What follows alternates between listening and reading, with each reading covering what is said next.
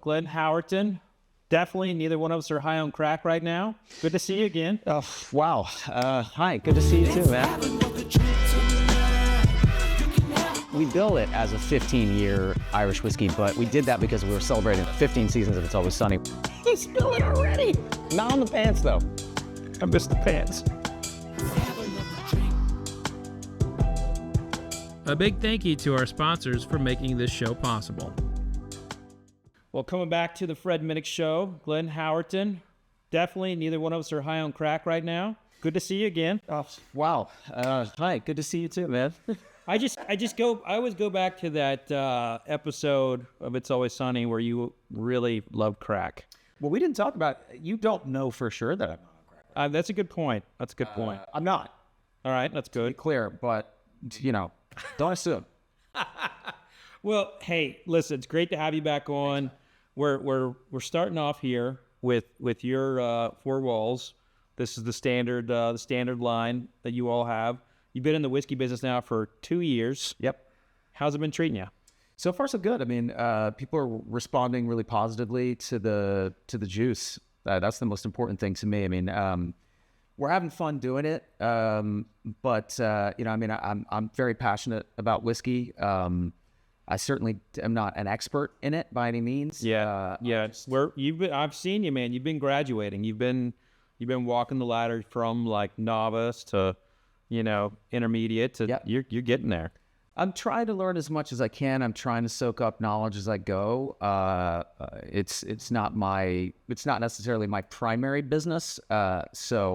But I would actually love to spend even more time educating myself about it. I'm finding more and more learning about the process of how whiskey is made and distilled and manufactured and bottled and barreled and all that stuff is very interesting to me.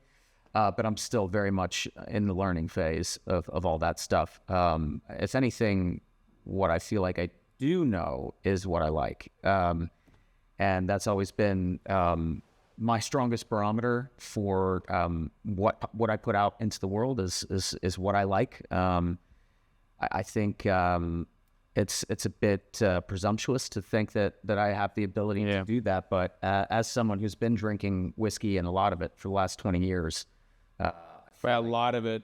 What do you mean? Like straight from the bottle? Like, in every form? Yeah. Yeah. So we have this year. The first one we have here is on the rocks. Yeah. Well, cheers, man. Cheers. Let's taste this. Let's taste it. Well, we did. Oh, you spilled it already. Not on the pants, though. I missed the pants. I mean, it's unbelievable. I don't drink with ice that often. I wasn't ready for it. Yeah, how do you usually take it? You just take it neat? Well, not on my shirt. You take it on the shirt? A little bit on the beard sometimes, but usually not on the shirt. But yeah, usually drink it neat. Yeah, this was... We literally talked about this right before the camera. Yeah, I just assumed I would spill it on my crotch. For sure. You know, because of the white pants. Yep. But... it's all on my shirt. But at least you got some on your body and some in your mouth. You know what, though? It's a little warm in here. We got the fire behind us, so this cools off my breast a little bit. Sure. So there's nothing wrong with that. Now, I don't know. I mean, what do you gravitate towards in terms of like I know you're big on bourbons, like, right? That's clear. Yep. I like everything with the exception of vodka. I happen to be an enormous rye whiskey fan right now. I think some of the rye whiskeys that are coming out are the best things on the market. I'm loving these blends of different styles. That's why you know Four Walls is not just a brand that I think is cool because you're behind it, which I think is awesome. I think it's awesome you all came together to create this brand. But you all are a part of like what I would say is it's very early trend of blending very, very different styles of whiskey. So the Irish whiskey, the rye whiskey, blending those together. You know, we haven't really seen a lot of that, right? But it's coming more online the last few years. And the more and more I taste this, more and more I taste them, like the quality is starting to come out. And I'll tell you, that's exciting for me. Yeah. Because it's like a whole new, it's a whole new layer of flavors coming down the road. So this one here, That was the first blend that we put out. That was a limited edition. When we put that out, we were that one and this one, which is a 15-year. I can't wait to talk about this. Yeah, well, it's funny. We actually we bill it as a 15-year Irish whiskey, but we actually undersold it. We did that because we were celebrating the 15 seasons of It's Always Sunny, which was our record-breaking year for the show. But we kind of undersold it because it's actually a 19-and-a-half-year aged Irish whiskey, which is relatively rare these days. But it's becoming more and more popular. I remember when you all sent me that bottle, it was in like this really nice case. It had like all this like memorabilia around it. And I thought to myself, like, I don't want to open this. Like, this is too nice. It was like too nice. And so I had a friend come over and he had no problem opening it. That's the thing. To right open it. That's the thing about friends. If you have a lot of whiskey, they don't give two shits about, your feelings on the bottles. They just open them. Yeah. Because they think you have more, Yeah. Did you just pour us this the original blend? Right here. So, look, I'll be honest. I mean, I think we did a good job with this one. And we sold it for, I think it was like $80 a bottle. So this blend is actually more expensive than the mass market release that's out now. And it's good, but I actually find the new one better. I prefer it, and almost everyone that I speak to thinks that it's better than the original limited release that we put out. But and I love that there's a Pennsylvania rye component, because that's the birthplace of, well, I wouldn't say the birthplace, but it's the cornerstone of American rye. Yeah. But what you get out of this, you really do get a lot of the honey, a lot of the grapefruit, but it's good. Also a lot of the spice. This is fantastic. It's good. So I got to remember. It's actually been a while since I've had this one. I got to tell you, this is really delicious. BAXUS has become a big part of my show because I personally buy whiskey from there, because I know where the whiskey has come from. I have a confidence in the authenticity and how it was stored. And so that's why I buy from BAXUS, is because I have zero questions about it in a time where we have a lot of questions where some of these rare bottles come from. But, to switch gears for a second, something else that was delicious, and your performance in Blackberry. Oh, thanks, man. Dude, I don't know why you didn't get an Oscar. I saw that movie, and look, I don't have a vote in that world. I'm not in that world. But I watch enough cinema to know an Oscar performance, and you crushed it. Wow. Well, thank you. I appreciate it. It's the first time I've really been given the opportunity to bite into something that delicious and juicy. So I was very, very excited when I got the role.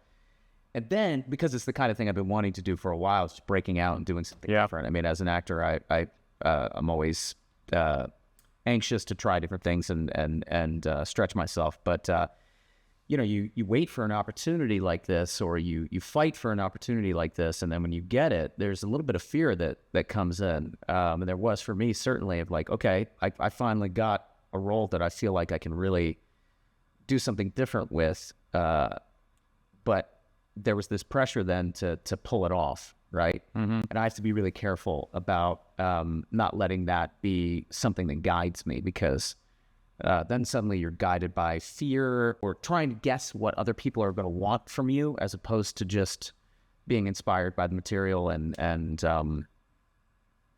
allowing it to allowing yourself to express a part of yourself through the character.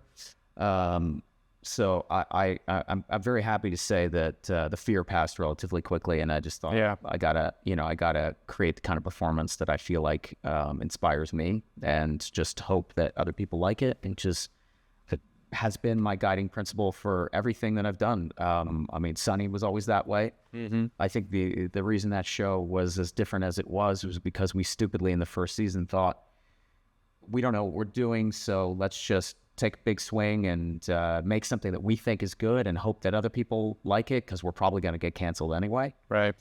And then it just turned out that letting our particular style of humor and satire come through, that reckless approach that we took initially was the thing that was the secret sauce.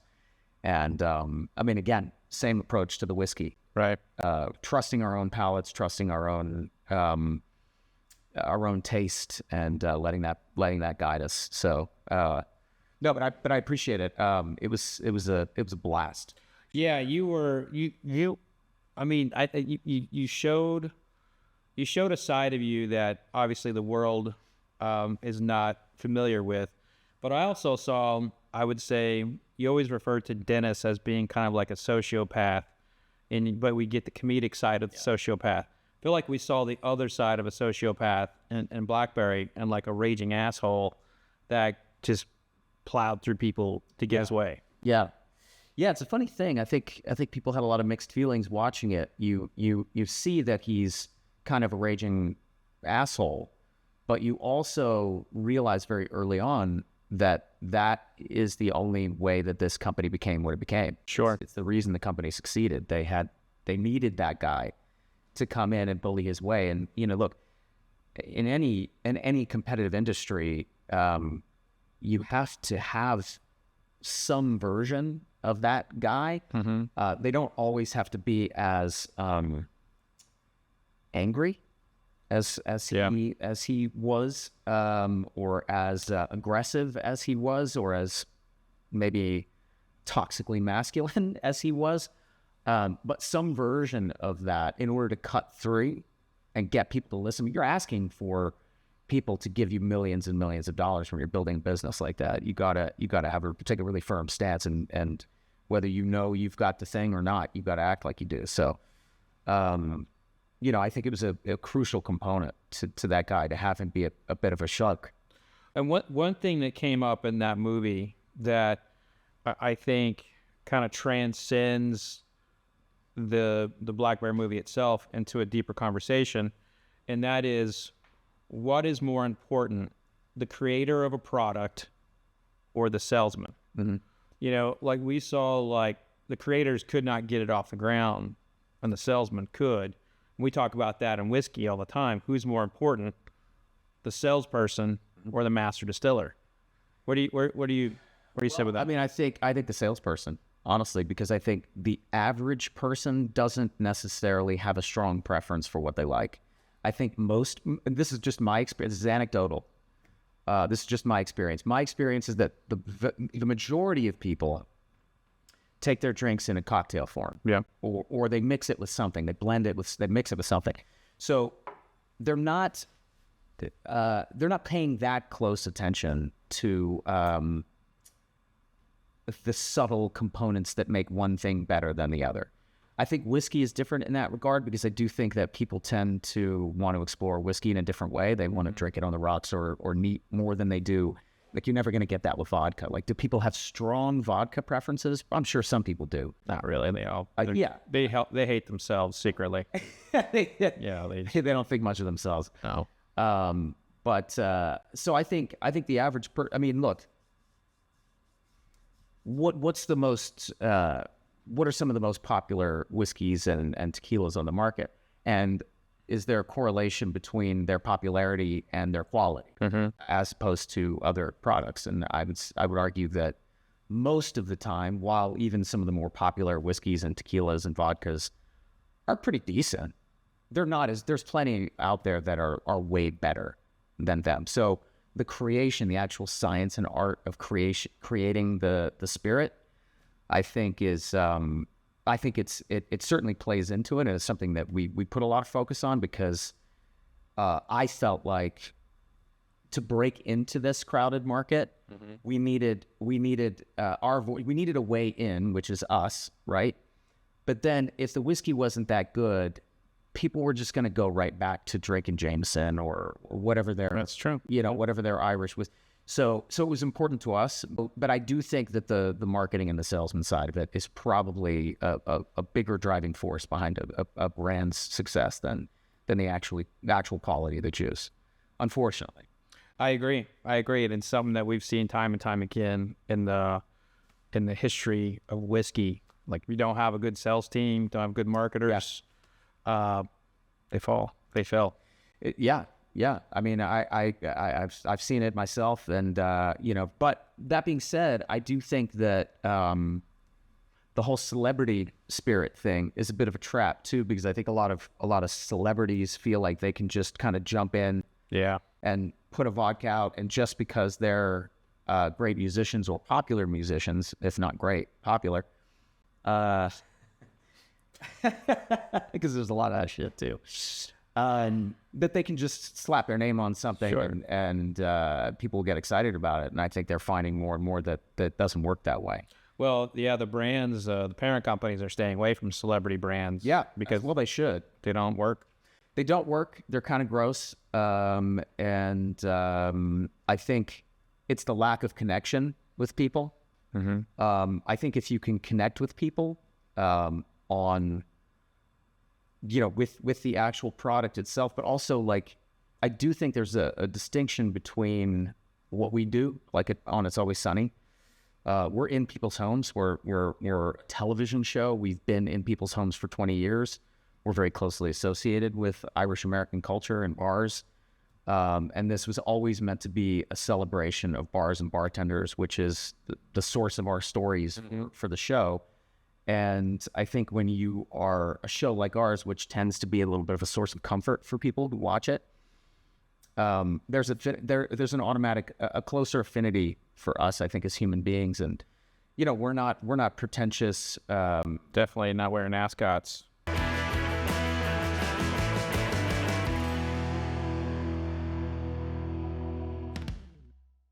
I did have a question for you when you were playing Jim from Blackberry.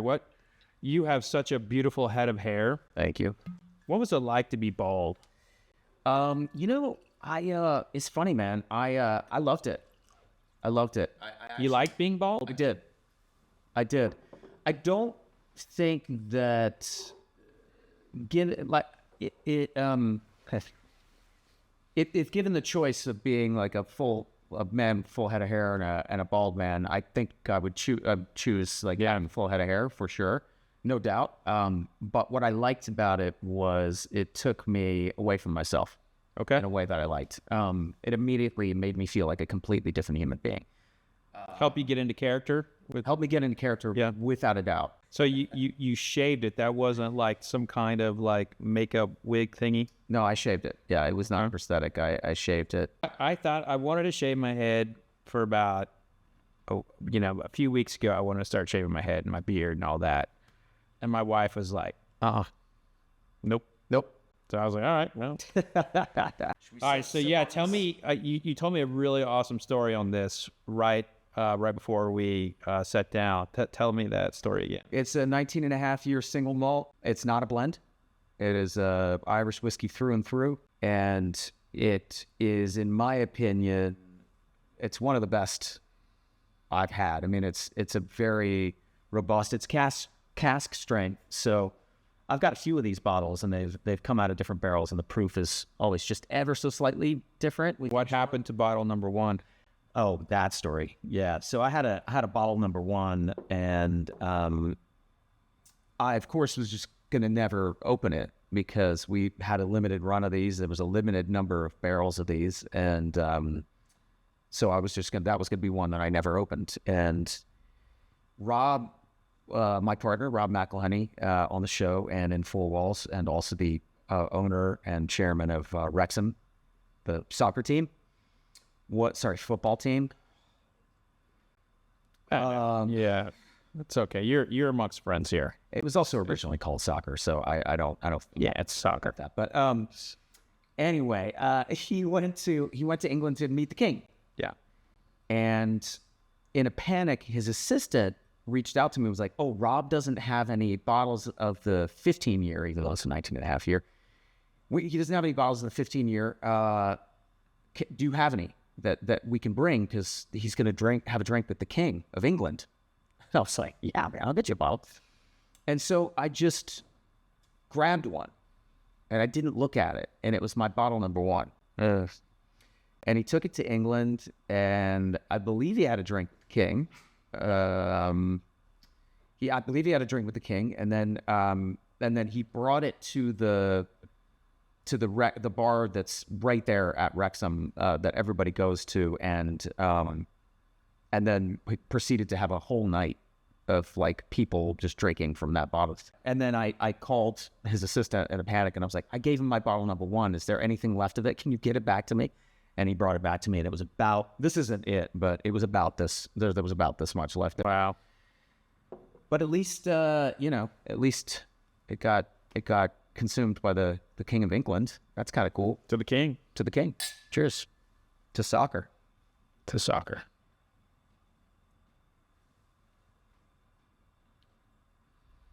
Yeah, this is delicious. That's phenomenal. What do you think about that? What is that reminiscent of to you? Does that remind you of any other Irish whiskeys? Does it? It reminds me of a 21-year-old Bushmills. Oh, yeah. Yeah. Totally. Yep. Yeah. That reminds me. Which makes sense. Yeah. But it doesn't, it still very much tastes like an Irish whiskey. It tastes like an Irish single malt. Yep, absolutely. My favorite story of the Irish is that, when they were getting taxed by the English for to basically try to circumvent them from making so much whiskey, or at least so the English can make money off of it, they were taxing malted barley, and so the Irish started making whiskey with unmalted barley. Right. And they're the only major whiskey producer in the world that uses unmalted barley. And you get so many different flavors out of a lot of those. And of course, this is single malt, so it's not unmalted barley. Yeah. But just the cleverness of the Irish distillers has always weighed on me. But this is a beautiful whiskey, and it's very special. So naturally, this is that special one. Okay. Yeah, we're not going to drink it just yet. We're going to let this open up for a second. Okay. Yeah.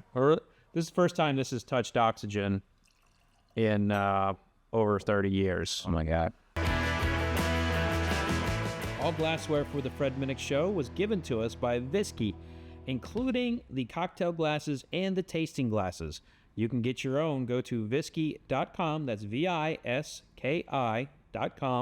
Enter Fred20. That's Fred20 at checkout to get 20% off of your whiskey glass. Cheers. So one of the things that you've kind of been coming out and talking about lately, and it's something I've had the courage to do more of it in the last few years, and that's when I came home from Iraq, I was struggling with PTSD, and I got help, and it saved my life. And one of the things you've been talking about a lot lately has been ADHD, and kind of like how has that journey been, and what motivated you to kind of start talking about that a little bit more? I guess in many ways, I don't attach a stigma to it. And I'm not sure why, I guess, and it could be, I don't know. I didn't know I had it.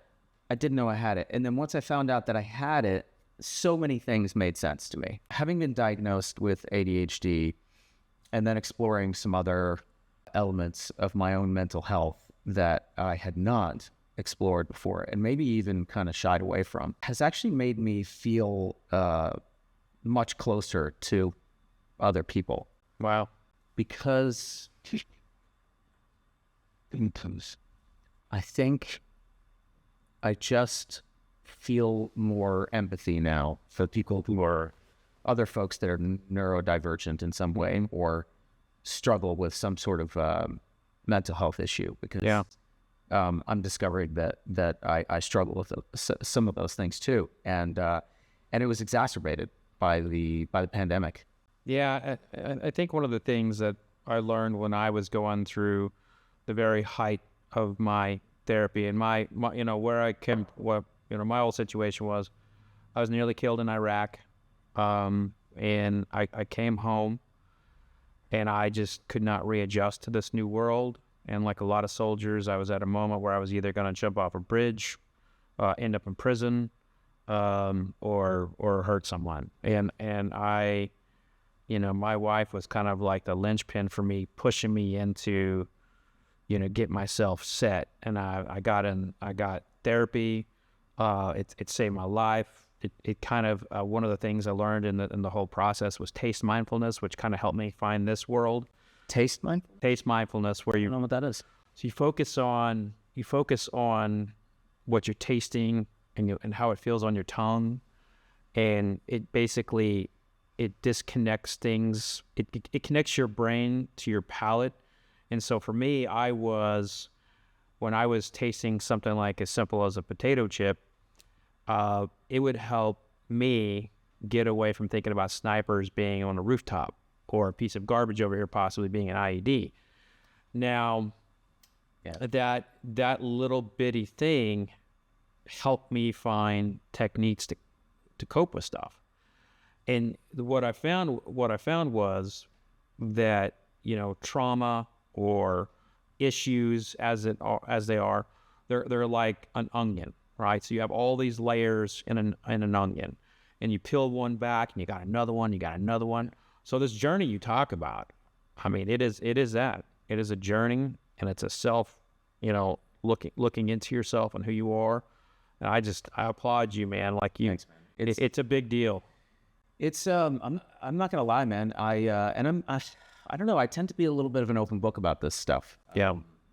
For whatever reason, I don't know why. I guess I agree that I think it's important to talk about these things and to acknowledge them. And the only reason I hadn't before is because, like I said, I didn't know they were there.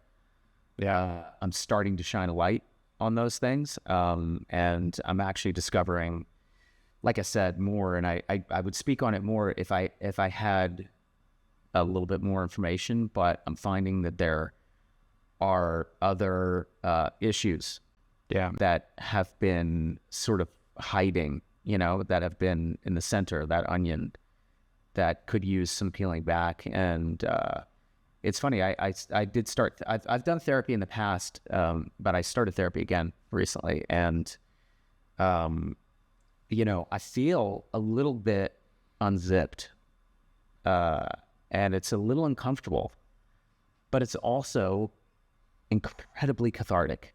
Yeah. And it's it's both. It's both things at once. It's extremely uncomfortable. Yeah. And also cathartic. That really is the best way to put it. I'm finding, and sometimes the oscillating between the positive feelings and the connection that I feel towards other people, as I get closer to like the truth. Yeah. Is awesome and so positive, and it makes me very happy. But the darkness, exploring those dark areas, those things that I didn't even know were there, is scary. Well, we were taught, I think avoidance and pushing things down is a natural human instinct. And I think that if we look deep into our society, that those kinds of old techniques are not necessarily good, because it can make you hate yourself in some ways. And, you're in a creative world where you're constantly being criticized either by a director, a writer, or, the community at large. Like all of these tools that you're learning within yourself, and it'll help you deal with all that other stuff, and that's the beauty of finding that thing and tackling it and keep fighting it. Yeah. Let me also say this, and I know we don't want to spend, maybe we don't want to spend too much time on this, but I'm happy to talk about whatever you want to talk about. But something I've really been thinking about a lot lately is, we are the same. We're the same creatures that we were, even 100,000 years ago. We have not. Our brains have not evolved that much in the last 100,000 years. That's not how evolution works. I do not think that we are equipped to deal with the amount of inputs that we're getting and the degree of negativity that we're hit with on a daily basis. I think it makes perfect sense that there is a rise in mental health issues, depression, anxiety, PTSD, all kinds of things, because I think that we are living in a world that our brains are not built for. And I would say to anybody out there who is struggling and is afraid of taking medication or whatever, or having some sort of a medical intervention, who feels maybe weak or like they're not doing it the right way by not doing that, I would say to that person and to myself, is that it's not our fault. I don't think we're built for this, man. I don't think we're built for this world. We got too much coming at us. Yeah. And you know, our brains developed the ability to go into fight or flight to deal with a real situation that was truly right there. And if we didn't have that, you know, imagine if you know, 1,000 years ago, we were being attacked by something and we were like, it's not a big deal. It's all good. It's fine. We'll figure it out. That's not how our brains work. So when we're hit with all this stuff, like, there could be a civil war, and our politics are so screwed up, and you know, COVID and all this stuff, of course our brains are going to go into this constant state of like panic and fight or flight, and we're going to be unwell mentally. It makes sense. So we're not weak for needing therapy. We're not weak for needing medication. We're not weak for needing help. Yeah, I agree. And I'll say, like, what we've been doing here for the last hour is talking, right? It's a conversation. Neither one of us, and granted, you don't do this on a set, but we haven't looked at our phones. You know, we haven't been distracted by something else. It's been a conversation. I feel like that has been lost in a lot of ways. And, you got a little inside look into the beginning of a lot of that. But where we are with technology and AI coming on board, like, I feel like we are on the precipice of maybe getting away of what it does mean to be human. Basically, I couldn't agree more. And honestly, not to be corny or try to bring it back around to four walls, but the honest truth is, one of the main reasons why we wanted to start this and why we called it Four Walls as a celebration of the bar is because coming out of the pandemic, we just felt like we needed to celebrate a place that brings people into the same physical space with each other. People from all walks of life, all in the same city, coming to a place to celebrate and kind of leave their troubles outside and have a good time inside. And I think at its best, that's what a bar can do. At its best, that's what a libation can bring, is like this, like, you know, that breakdown of inhibition. I mean, look, can it lead to bad things too sometimes? Yeah, absolutely. Of course it can. But that's not, you know, we're celebrating bringing people into a physical space to have these conversations, to sit down at a bar, drink a whiskey, and have like a deep conversation with a friend or somebody about something that's meaningful to you, or just to laugh and have a good time. Either way, I think that now that we're living in such a virtual world, and especially coming out of the pandemic when we really got sucked into that, our tendency to isolate as human beings, I think we need to break that. And I think that there's nothing more therapeutic than getting into a room with each other. And that was a huge impetus behind the creation of this brand. Well, also, it's always about friends and doing something special for friends I brought you something. I'm so excited. This is Blanton's, and this is the very first single barrel that came out in commercially available in bourbon. This is from 1992. So I wanted to get you something from the 90s because of Blackberry, and I know that a lot of that started in the early 2000s, but the story, a lot of that does begin in the 90s. I wanted to get something that was really connected to that time frame. 1992 was, by the way, also probably around, if not the first year I ever tried whiskey in my life. Oh, wow. And it was probably not good, whatever it was. So you can't find these bottles, but there's a site I bought this off of called BAXUS, BAXUS.com, and you can buy like really old stuff on there, and you can find, they've got stuff on there for like $800,000. Like, there's like ridiculous like old bottles that they have on there. Do you want to tell us how much this costs? This was I bought this for $650. Oh, that's not bad. Yeah, it's not bad at the end of the day. Hearing all the words you just told me about it. All right. So cheers, my friend. Cheers. Thank you so much. Thank you so much for coming on. Oh, wow. Oh, man. Wait, have you had this before? No, it's my first time having this particular one with you. Oh my God. Yeah. That is so good. That is absolutely incredible. Wow.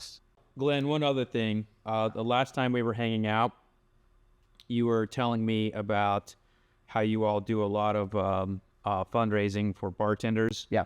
And that really struck me. I happen to be on the board of the Kentucky Colonels, and we are an organization that try to reward people who are philanthropic.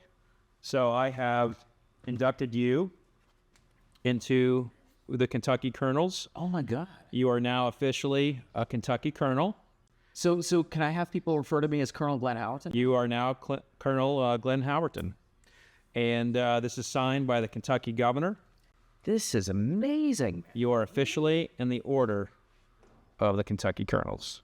Okay. I mean, I feel like, because my dad's a colonel Oh, wow. in the Air Force. Do you think he'll be offended if I start referring to myself as Colonel Glenn Howerton III? Do you think he'll? No, I think he'd be proud of you. You not just anybody. You Can get didn't that. do shit, man. Yeah. You didn't do shit. Like I went to Vietnam. You're a whiskey colonel? No, Kentucky Colonel. I'm a Kentucky colonel. Yeah. So, no, this is amazing, man. Well, now I need to come to Kentucky and do something special. Do something special and charitable specifically for Kentucky. Yeah, we To fully justify this. absolutely would love that. This is amazing. I love it. Thank you so much. This is incredible. Really. Awesome. Well, What a treat, man. Glenn, thank you so much for coming on. I appreciate you. I love your journey. Thank you. And I've been telling everyone, to find your thing. Find the thing that you're passionate about. For me, it's bourbon. For you, it's everything. Yeah. But cheers, my friend. Cheers. Thank you so much. This was incredible, and this conversation was incredible. And thank you for sharing this. Hell yeah. Cheers. Cheers.